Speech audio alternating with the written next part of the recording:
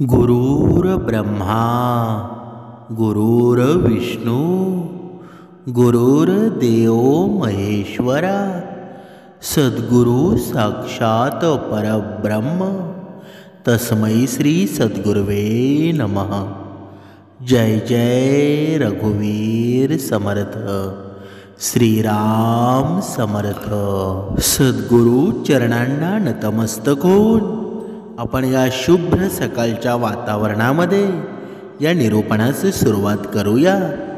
मायबाप सज्जनांचं स्वागत आहे। समर्थांनी सांगितलेलंच आहे ना, सकाळ म्हणजे तरी काय बरं? आयुष्यामध्ये ज्या दिवशी आपण आपल्या मनातले वाईट विचार समाप्त करतो आणि चांगल्या विचारांनी आपल्या अंतरात्म्याला शुद्ध करून दिवसाची सुरुवात करतो ना, तीच शुभ सकाळ असते। पण ही शुभ सकाळ आपल्या जीवनामध्ये रोज होते का? कधीच होत नाही। पण ही शुभ सकाळ होईल कधी?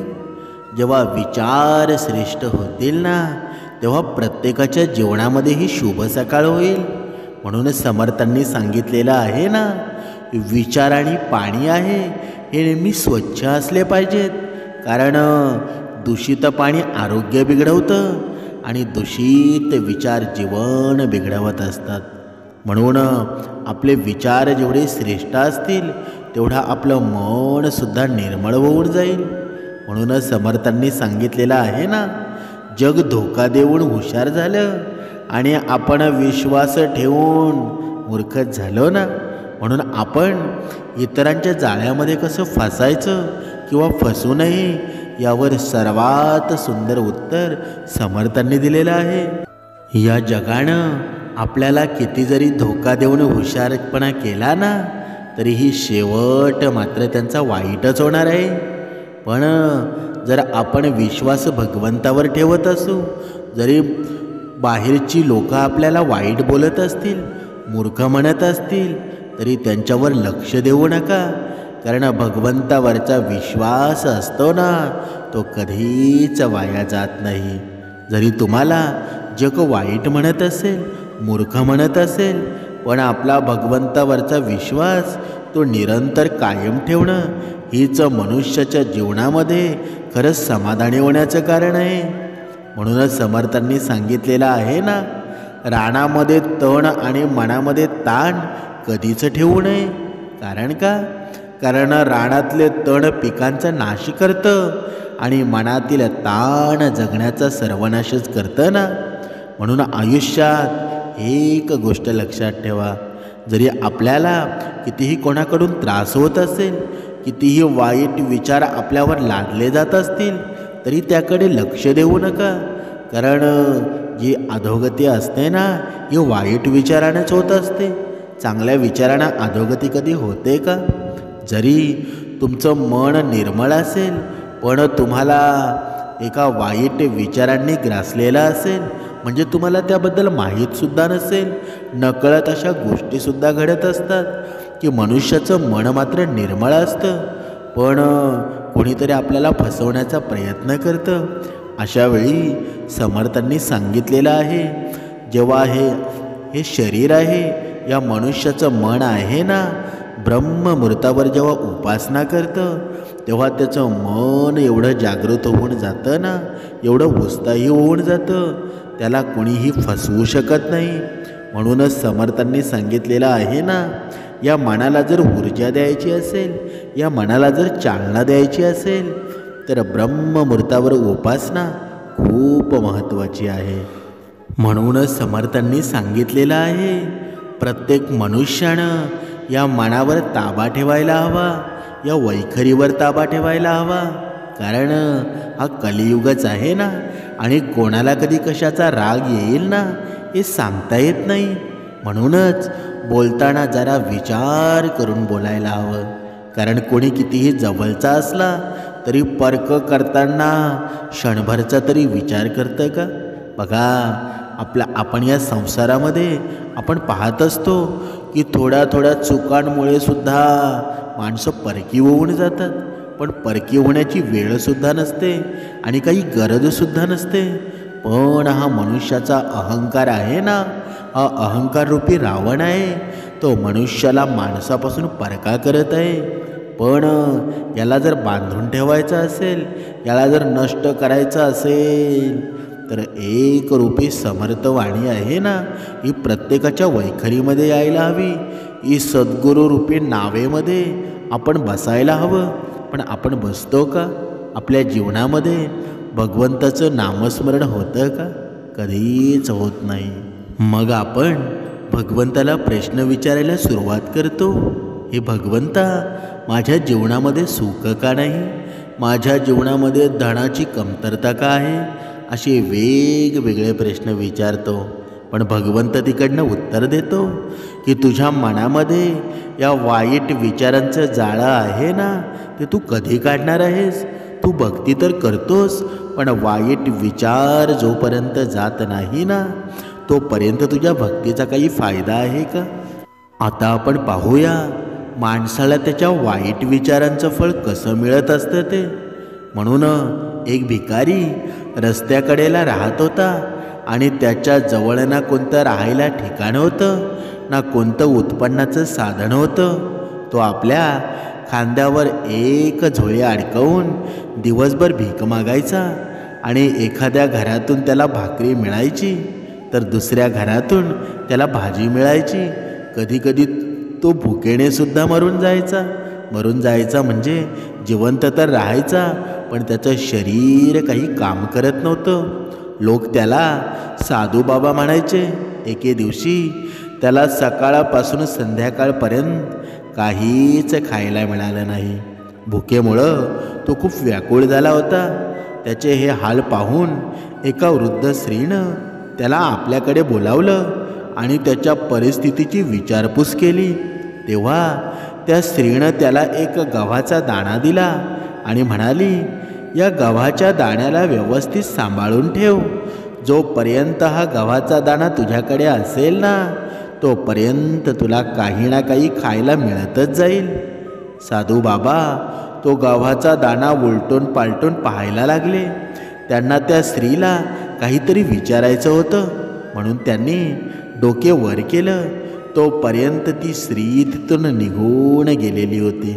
त्यांनी तो गव्हाचा दाणा आपल्या झोळीमध्ये ठेवला आणि भिक्षेच्या शोधामध्ये तिथून ते निघाले. ते एका घराजवळ जात होते. तोपर्यंत एक मनुष्य त्यांना म्हणाला, तुम्ही इथे येऊन पोटभर जेवू शकता. आज आमच्या शेठजींचा वाढदिवस आहे.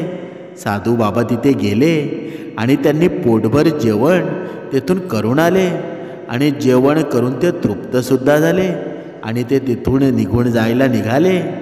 ते विचार करू लागले की हा चमत्कार या गव्हाच्या दाण्याचा आहे का, की हा फक्त योगायोग समजावा, ज्यामुळे मला पोटभर जेवण मिळालं. दुसऱ्या दिवशी ते साधू बाबा भिक्षेसाठी फिरू लागले. फिरून फिरून त्यांना कंटाळा आला होता. तेव्हा ते एका घराजवळ पोचतात. त्यांनी त्या घराचा दरवाजा ठोठावला. एका सुंदर आणि सुशिक्षित स्त्रीनं तो दरवाजा उघडला. तिने त्यांना सन्मान आणि आदराने घरामध्ये बोलावलं. ती त्यांना विनम्रपणे म्हणाली, तुम्ही इथे रात्रभर राहू शकता, पण पहिल्यांदा जेवण करून घ्या. त्या साधू बाबांना आता खरोखरच विश्वास होऊ लागला होता की हा गव्हाचा दाणा आहे ना, तो खरोखरच चमत्कारी आहे. मला जे हवं ते मिळत आहे. त्यांनी पोटभर जेवण केलं आणि ते झोपायला जाणार. तेवढ्यात त्यांना त्या शिष्टाचाराची आठवण झाली. तेव्हा त्यांनी आपल्या झोळीतून एक प्लेट काढून त्या स्त्रीला दिली आणि तो गव्हाचा दाणा त्या स्त्रीला देत म्हणाले, हा गव्हाचा दाणा खूप मौल्यवान आहे. याला सांभाळून ठेव.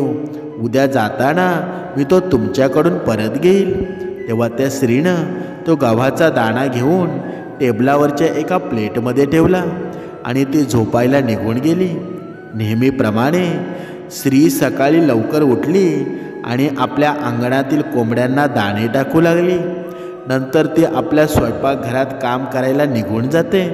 तेवढ्यात एक कोंबडी घराची खिडकी उघडी असलेलं पाहून खिडकीतून आत येते आणि खाण्यासाठी काहीतरी शोधू लागते. तेवढ्यात त्या साधू बाबांना जाग आली. ते उठून पाहतात तर एक कोंबडी इकडे तिकडे फिरत होती. तिला पाहून त्यांनी त्या कोंबडीला हाकलण्याचा प्रयत्नसुद्धा केला. ती कोंबडी उडून टेबलावर बसली तेव्हा त्या कोंबडीची नजर त्या टेबलावरच्या प्लेटमधील गव्हाच्या दाण्यावर पडते.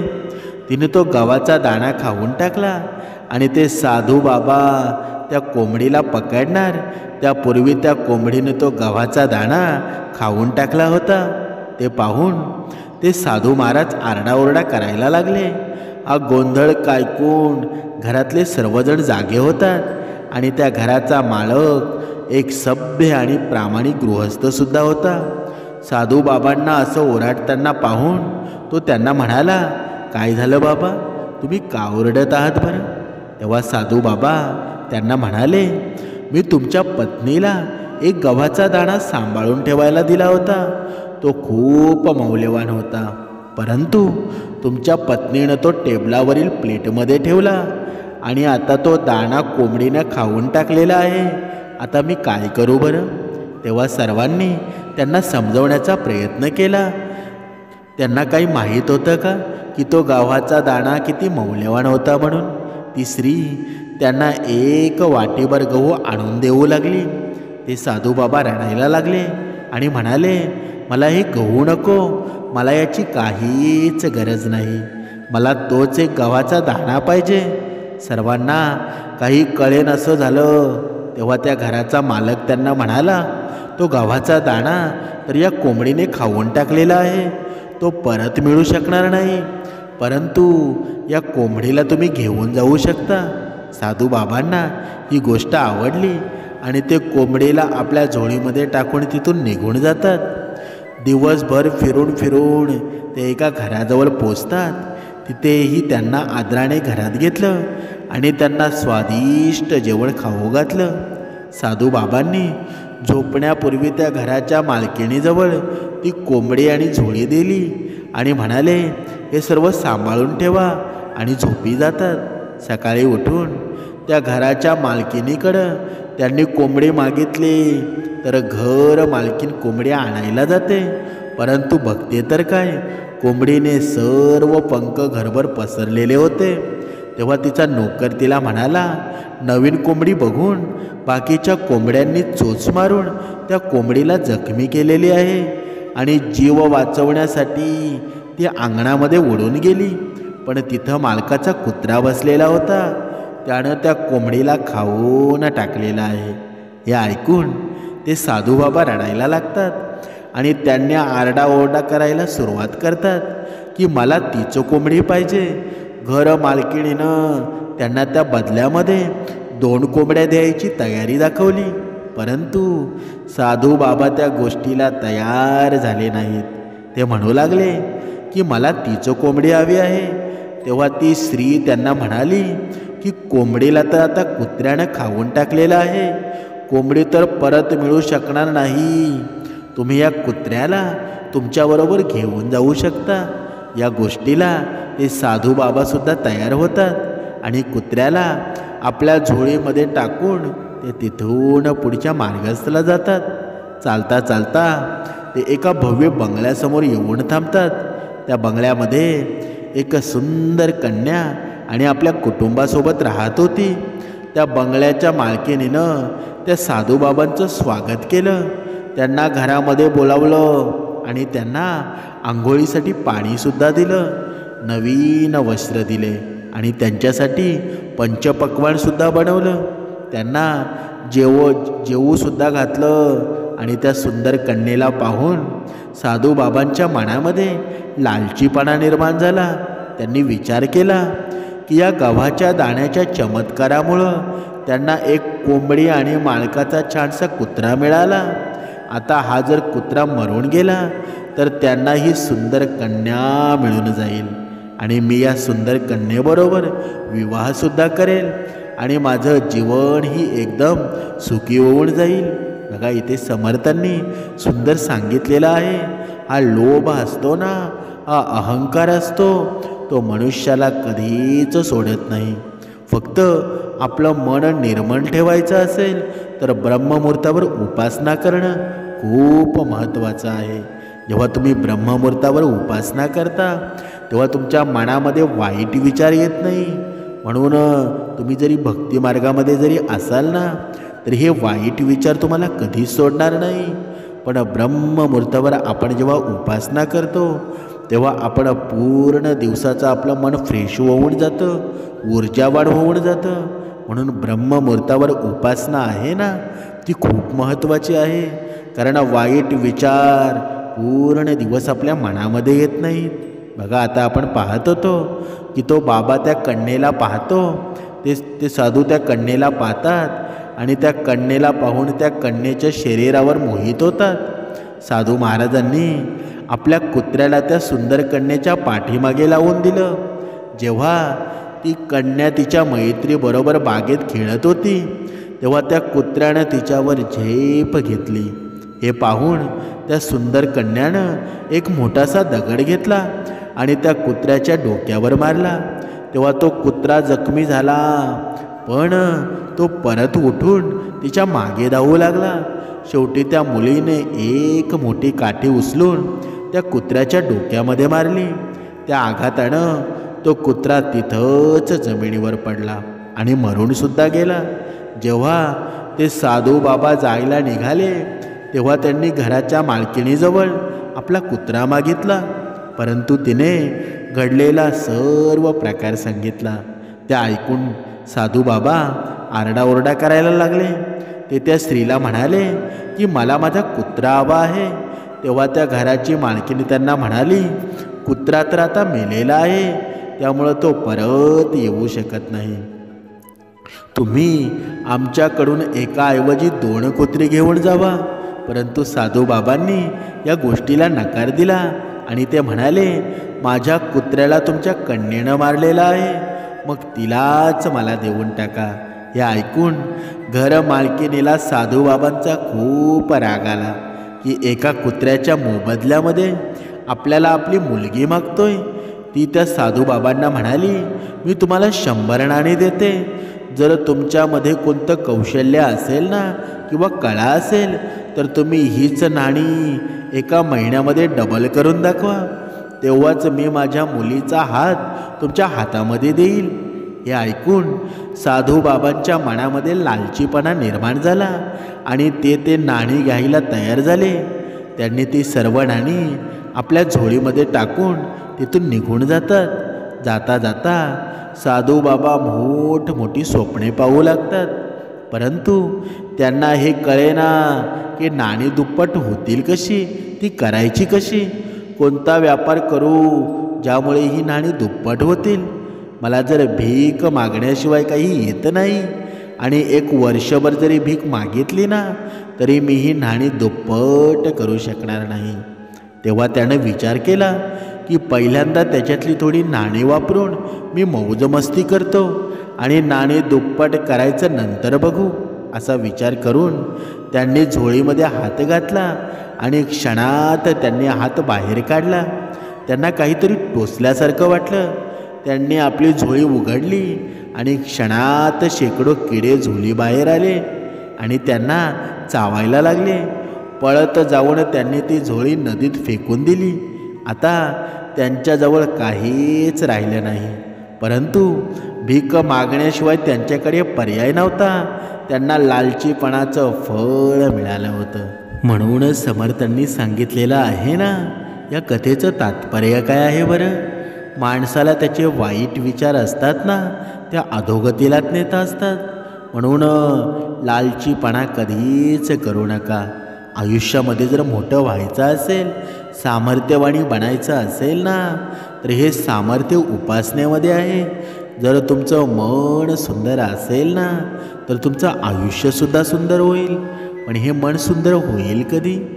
जेव्हा आपण 2 वेळची उपासना करू, जेव्हा आपण चांगल्या कर्मामध्ये राहू, जेव्हा आपली संगतसुद्धा योग्य असेल. पण हे सर्व होईल कधी? जेव्हा आपलं मन हे भक्तिमार्गामध्ये लागेल, आपण श्रवणाला बसू, आपण नियमांमध्ये राहू, तेव्हाच शक्य होईल ना. म्हणूनच झालं गेलं ते विसरून जावं आणि नव्या युगाला प्रारंभ करावा, नव्या दिवसाला प्रारंभ करावा. जोपर्यंत आपण मागचे दुःख जर आपण आठवत बसू ना तर नवीन सुरुवात होणार नाही. म्हणूनच झालेलं पूर्ण विसरून जा आणि नवीन दिवसाला सुरुवात करा. नवीन दिवस आहे ना, तुमची वाट पाहत आहे. फक्त तुमचं मन प्रेरित व्हायला हवं.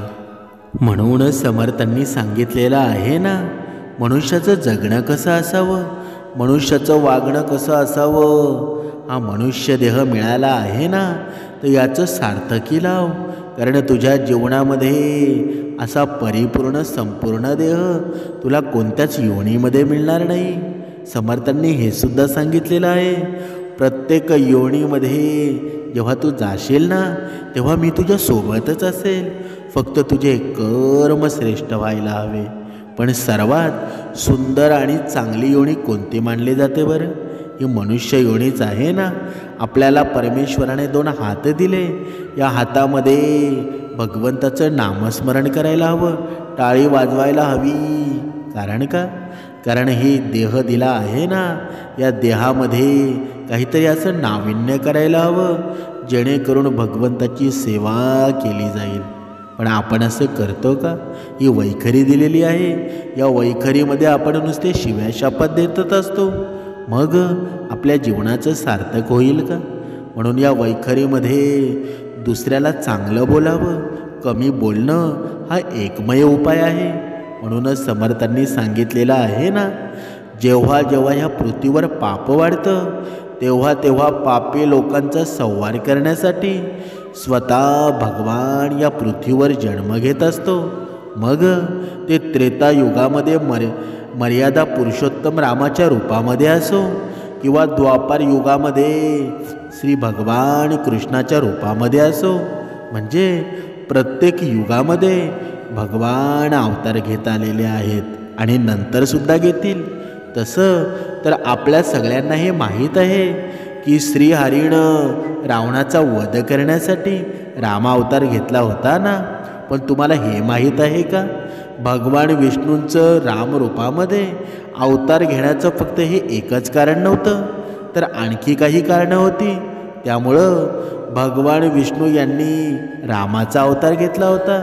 आता तुम्हाला माहीत असेल की भगवान विष्णूंचा हा रामावतार घेण्याचं सगळ्यात पहिले कारण म्हणजे महत्त्वाचं कारण म्हणजे रावणाचा वध करणं हेच होतं ना.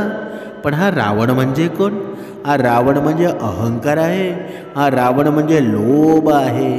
आणि आता या कलियुगामध्ये हा रावण मनुष्य होऊन बसलेला आहे. म्हणून या लोभ आणि अहंकाराला जर नष्ट करायचं असेल ना, तर भगवंत वेळोवेळी त्याला नष्टच करत आलेला आहे. म्हणून आपण ही भीती बाळगून राहा की कधी तुमचा अहंकार आणि हा लोभ नष्ट होऊन जाईल ना, तुम्हाला कळणारसुद्धा नाही. कधी मृत्यू येईल तुम्हाला कळणारसुद्धा नाही. ज्याप्रमाणे या रावणाचा अंत करण्यासाठी श्रीरामानं अवतार घेतला ना, त्याचं हेच कारण होतं. म्हणून पुराणांमध्ये असलेल्या एका कथेनुसार एकदा एक मुनी भगवान विष्णूंचं दर्शन करण्यासाठी वैकुंठामध्ये येतात. त्यावेळी जय आणि विजय नावाचे 2 द्वारपाल वैकुंठ धामाच्या दरवाजावर पहारा देत होते. जेव्हा ते सनकादिकादी मुनी आत जाऊ लागले तेव्हा द्वारपालांनी त्यांना बाहेरच थांबवलं. त्यामुळं क्रोधित होऊन मुनींनी त्या द्वारपालांना पुढचे 3 जन्म राक्षस कुळामध्ये जन्म घेण्याचा शाप दिला. ते ऐकून जय आणि विजयने सनकादिक मुनींची क्षमा मागितली. त्यावर मुनी म्हणाले, पुढचे 3 जन्म तुम्ही राक्षस योनीमध्ये जन्म घेताल, पण तुमचा अंत भगवान विष्णूच्या हातामध्ये होणार आहे. म्हणजेच तुमचा वध करण्यासाठी प्रत्यक्ष श्रीहरी अवतार घेतील. अशा प्रकारे पहिल्या जन्मामध्ये जय आणि विजयनं हिरण्यकश्यपू आणि हिरण्यक्षच्या रूपामध्ये जन्म घेतला आणि भगवान विष्णू यांनी नरसिंह अवतारामध्ये त्यांचा अंत केला. त्यानंतर दुसऱ्या जन्मामध्ये जयने रावण आणि विजयने कुंभकर्णाच्या रूपामध्ये जन्म घेतला आणि मग श्रीहरी विष्णू यांनी भगवान श्रीरामांचा अवतार घेऊन त्या दोघांचा वधच केला ना. आणि तिसऱ्या जन्मामध्ये जय विजयने शिशुपाळ आणि दंतवक्राच्या रूपामध्ये जन्म घेतला आणि भगवान विष्णूंनी भगवान श्रीकृष्णाच्या रूपामध्ये अवतार घेतला ना आणि त्या दोघांचा वध केला ना. या सर्व घटना आहेत ना. बघा, जिथे जिथे अहंकार आला, जिथे जिथे लोभ आला, तिथे भगवंताला त्यांचा मृत्यूचं कर्दनकाळच व्हावं लागलं ना. म्हणून या मनुष्य देहामध्ये आहे ना हा रावण अजूनही जिवंत आहे. पण हा रावण जाईल कधी बरं? जेव्हा भगवंत रूपी या वैखरीमध्ये भगवंताचं नामस्मरण घडलं जाईल, आपले कर्म श्रेष्ठ होतील, दुसऱ्याच्या सुखामध्ये सुख मिळवून आपल्याला राहणं गरजेचं होईल, तेव्हाचे सर्व घडेल ना. म्हणूनच समर्थांनी सांगितलेलंच आहे ना, हे सर्व आपल्याला टाळायचं असेल तर आपल्याला गुरु किती महत्त्वाचा आहे बरं. म्हणून मनुष्यानं आपल्या जन्मामध्ये गुरुच केलाच पाहिजे. समर्थांनी सांगितलंच आहे ना, अहंकारामध्ये सर्वात वाईट गोष्ट म्हणजे ही आहे की अहंकार तुम्हाला हे कधीच जाणवू देत नाही की तुम्ही चुकीचे आहात. म्हणजे हा अहंकार रूपी रावण आहे ना, तुम्ही जरी वाईट वागत असाल तरीही तुम्ही स्वतःला असं म्हणून घेता की तुम्ही बरोबर आहात. म्हणजेच हा अहंकार रूपी रावण सत्याला असत्य मानतो, असत्याला सत्य मानतो. म्हणजे तुम्ही चुकलात की बरोबर आहात हे तुम्हाला आयुष्यभर कधीच कळत नाही. म्हणूनच समर्थांनी सांगितलेलंच आहे ना, आयुष्यामध्ये या आयुष्य चित्रासारखं आहे. मनासारखं जेव्हा आपण रंग भरू ना तेव्हा फुलासारखं खुळून जाईल. पण मनुष्य मात्र अहंकाररूपी हे रंग भरून देईल का? हा लोभ रंग भरून देईल का? कधीच देणार नाही. कारण तो रंग काळाकुट्टा असतो. त्या काळाकुट्ट रंगावर दुसरे जरी रंग कोणते लावले ना तर ते रंग दिसत नाही. फक्त भगवंत रूपी रंग हा व्हाईट आहे, हा सफेद आहे. तो कितीही अंधारामध्ये ठेवला तरी तो खुळून दिसतो. म्हणून त्याच्यावर, त्या काळ्या रंगावर जर विजय मिळवायचा असेल तर हा सफेद रंगरूपी या नावेमध्ये आपल्याला बसावं लागेल. आणि हे नाव आहे कुठे? हे नाव आहे या भक्तिमार्गामध्ये, हे नाव आहे या निरूपणामध्ये, हे नाव आहे या श्रवणामध्ये, हे नाव आहे या 2 वेळच्या उपासनेमध्ये. जेव्हा आपल्याला हे कळेल ना तेव्हा तुमचं जीवनसुद्धा धन्य होऊन जाईल. म्हणून आपण महाभारतामध्ये सुद्धा पाहिलं असेल की कुरुक्षेत्रामध्ये आपलेच नातलग शत्रुपक्षात बघून हातबळ झालेल्या अर्जुनाला श्रीकृष्णानं भगवद्गीता सांगून लढायला तयार केलं. म्हणजे श्रीकृष्णानं त्यांना एक एनर्जीज दिली ना, ऊर्जाच दिली ना की आपल्यालाही या आयुष्यामध्ये असे अनेक क्षण येणार आहेत जेव्हा आपल्याला निराश वाटेल, प्रयत्न करण्यात काही अर्थ नाही असं वाटेल. अशा वेळी आपल्याला प्रेरणा मिळण्याची गरज असते. आणि ही प्रेरणा कोण देतं बरं? ही प्रेरणा भगवंत देत असतात.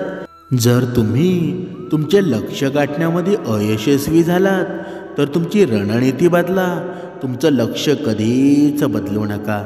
जर तुमचे उद्देश योग्य असेल तर सत्य आणि न्यायासाठी असेल तर ते साध्य करण्यासाठी साधन कुठलेही असो त्यानं फरक पडत नाही. पण निष्पक्ष आणि तटस्थ व्यक्तीवर कधीच भरवसा ठेवू नका. जी व्यक्ती सत्य आणि न्याय आणि धर्माच्या बाजूने आहे, केवळ तीच व्यक्ती विश्वासास पात्र आहे. म्हणून कोणतंही संकट जरी आलं ना, कितीही वाईट वेळ जरी आली तरी ज्ञानाची कास सोडू नका, सत्याची कास सोडू नका. कारण ज्ञानच आहे ना आपल्याला या संकटामधून रक्षण करणार आहे. म्हणूनच समर्थांनी सांगितलेलं आहे ना, जोपर्यंत तुमच्याकडे सत्य आहे ना, जोपर्यंत तुमच्याकडे भगवंत आहे तोपर्यंत तुमच्या जीवनामध्ये सर्व सुख मिळून जाईल. पण जेव्हा तुमच्या मनामधून भगवंताचं नामस्मरण दूर होईल, तुमच्या अंतःकरणातून भगवंताचं हे चिंतन दूर होईल ना, तेव्हा पैसा असूनसुद्धा तुम्ही कधीच सुखी राहणार नाही. तो पैसा धुळीस मिळून जाईल, तो पैसा कधीच टिकणार नाही.